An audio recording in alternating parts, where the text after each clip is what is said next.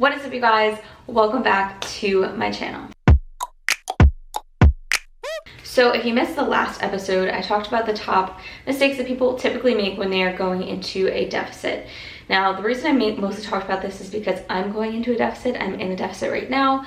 I'm on week 2 of it. So one of the main protocols that I follow when I'm trying to reach any sort of aesthetic goal, whether it's muscle gain, muscle maintenance, whether it's losing body fat, is counting macros. Counting your macros is a super beneficial way to make sure that you're losing weight but maintaining your muscle mass. Because when you're in an energy deficit, which is a calorie deficit, a cut, a diet, it all means the same thing. Your body basically does not have enough energy from food. So it's going to use what's on your body as energy. Now, obviously we want our bodies to use our body fat for energy, but if there's muscle mass that we're not using, or there's muscle mass that we're not eating enough protein to maintain, then it'll also use the muscle mass as energy, which we obviously don't want because we worked really hard for that. So that's one of the main reasons why macros is really beneficial, especially when you are trying to lose weight.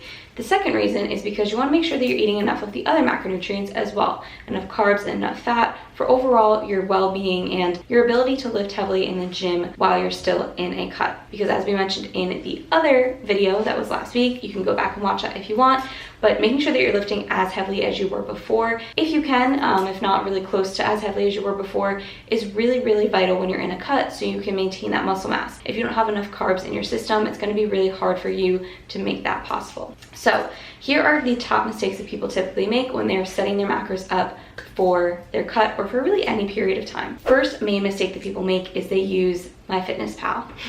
So I've talked about this a lot on my story, but myfitnesspal is a great tool to track your intake, meaning you're tracking exactly what you're eating throughout the day. You're putting in, the banana that you have for breakfast and the eggs you have for breakfast, and you're putting in the peanut butter and this and that. It's a great tool for tracking. However, I do not want you to use myfitnesspal to actually give you the macros that you should be eating. So whenever I say this, people are like, why? Why can't I use myfitnesspal to give me my macros?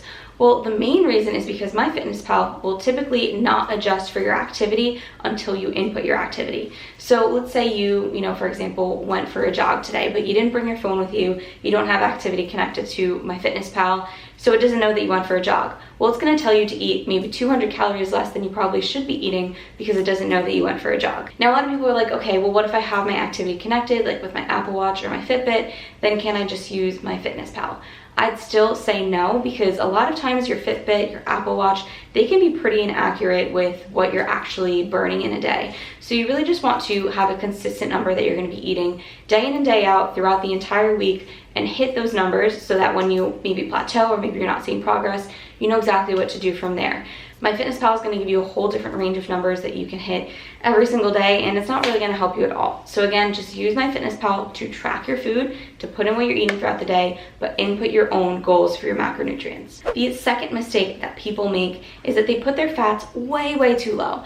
Guys, fats are super vital for our overall well-being, and especially just for our overall energy.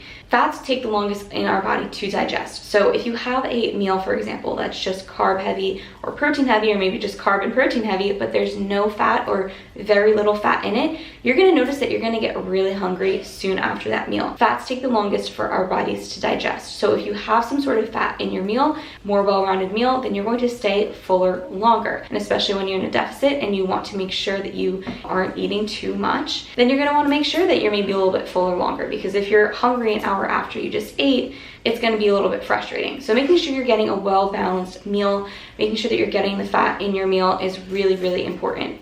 I never put my clients or my fat below 30% of my calories. I never want to go below that, just because for, again, your overall well-being, for your energy, your hormonal health as women, and just overall feeling good, you want to make sure that you have enough fat. So don't go below 30% of your macros towards fat. The third most common mistake that people make is that they overshoot their protein by a lot. First of all, there's a very common misconception that you need 1 gram of protein per pound of body weight. That is not the actual equation. The equation is 1 gram of protein per 1 pound of lean body mass. Your lean body mass is basically your body weight minus your body fat. So if you knew your body fat percentage, this would be easy for you to figure out, but a lot of us don't. So instead, the formula that you can use is 0.8 to 0.9 times your body weight. So if you feel like you're a little bit leaner, you're going to use the 0.9. If you feel like you maybe have a little bit more body fat percentage, you might use the 0.8. So you're going to multiply whatever number that you decide to use. You can also go in between. You could do 0.85, you could do 0.86. You can go in between those two numbers, but you multiply that by your body weight, and that is going to be the amount of protein in grams that you need. You can go a little bit over this number if you feel like you just want to play it safe and make sure you're maintaining your muscle mass, but there's really no need to go to 1 gram times 1 pound of body weight. But there's really no need to go 1 gram times 1 pound of body weight. And the reason why, you really don't want to do this is because, one, again, as we said, it's not really going to help you maintain or build muscle any more than the proper amount would. And two, it's taking away from the other macronutrients. So let's say your goal calories are 1,800 calories. If you're having 10 grams go to protein that you don't really need for protein, you could be using that 10 grams towards your carbs and give you a little bit more energy for your lifts and to make sure that you are actually lifting as heavily as we want you to. So that's why you don't want to go too far over your protein. The fourth mistake that people make, and this one's honestly a really big one, is that they don't actually hit their macros. A lot of people will be like, yeah, I'm counting macros, but when you look at what they've tracked in the past week, they were 20 grams under protein one day, the other day they were 30 grams over carbs, the day after that they were 15 grams under fat. You guys, in order to make macros work for you, you have to be consistent with hitting your macros. If you're not being consistent with hitting those numbers, you're not going to have any way to actually adjust them when it's not working. And the reason why it's not working is because you're not being consistent with them. So my general rule of thumb for a lot of my clients is to stay within 5 grams of carbs and protein over or under, and within 3 grams of fat over or under. This is a pretty good general rule of thumb, because that way, as long as you're in those ranges, you'll know that you are doing the best that you can. And if it does not work then we definitely need to adjust your macros. But again, if it's not working and you're not being consistent, you can't say that the macros aren't working for you. You can't say that the macros are too much for you. It's just that you're not being consistent. So you really need to make sure that you're hitting those macros. And again, not just Monday through Friday. You gotta hit them every day of the week, except maybe one day if you have a little free meal or something. But for the most part, you want to be hitting those macros because you need that consistency. And the fifth and final mistake that people make is that they do not track their alcohol. Now, I've gone back and forth with whether or not I think tracking that alcohol is really that important.